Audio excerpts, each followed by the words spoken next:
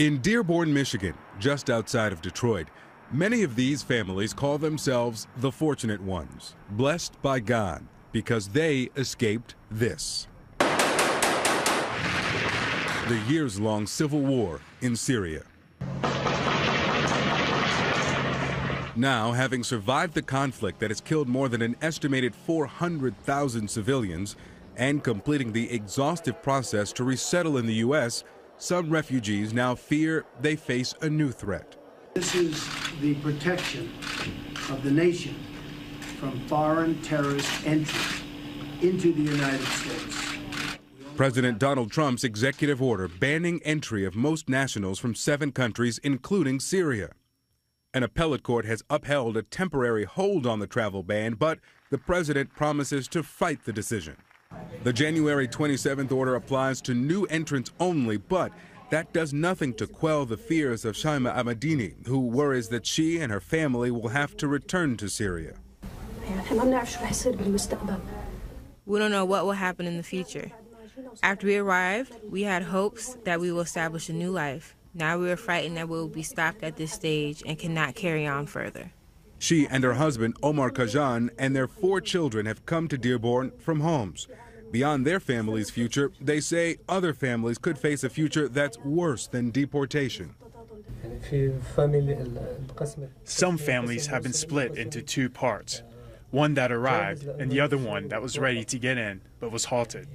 Like some dads with their children and vice versa.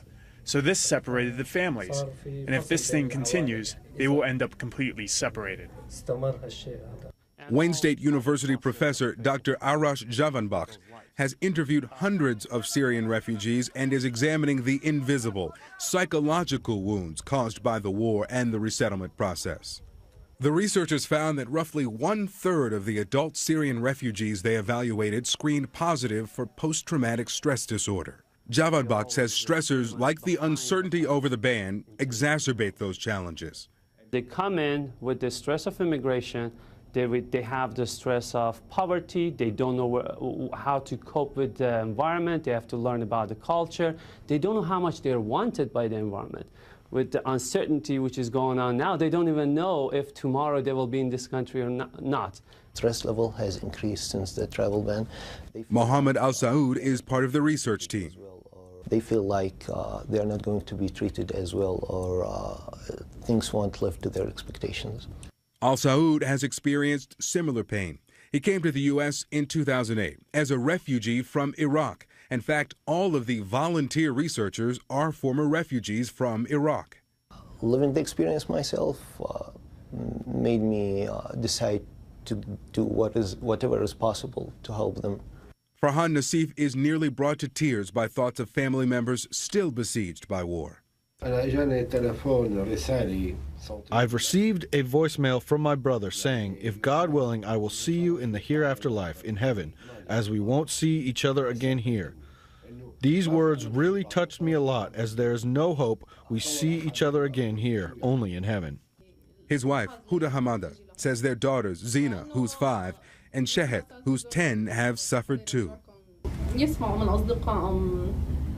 The girls had fear from the word, "We are returning to Syria," because they lived through wartime and heard the sounds of explosions, so that left a fear in them, and do not want to return to Syria. The researchers say the vast majority of the child refugees from Syria they've spoken with suffer from separation anxiety, and more than half have developed an anxiety disorder. They don't have that sense of independence, or like things will be fine if you are like just a little bit away from your parents. A 6-year-old Syrian kid who came here in 20 years is going to be an American adult, right?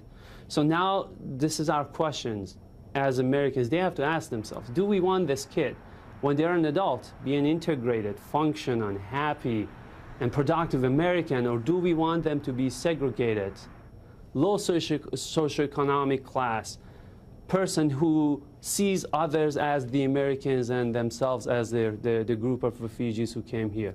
Integration is very important, and that's on us.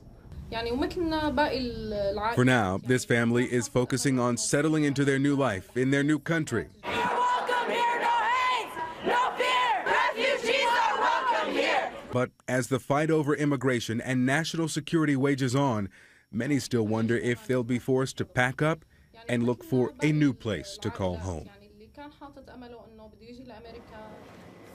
And the researchers plan to track the refugees they've interviewed for up to 20 years to assess their mental health and their growth. They're also working on a plan to treat them with culturally focused, family-centered home care.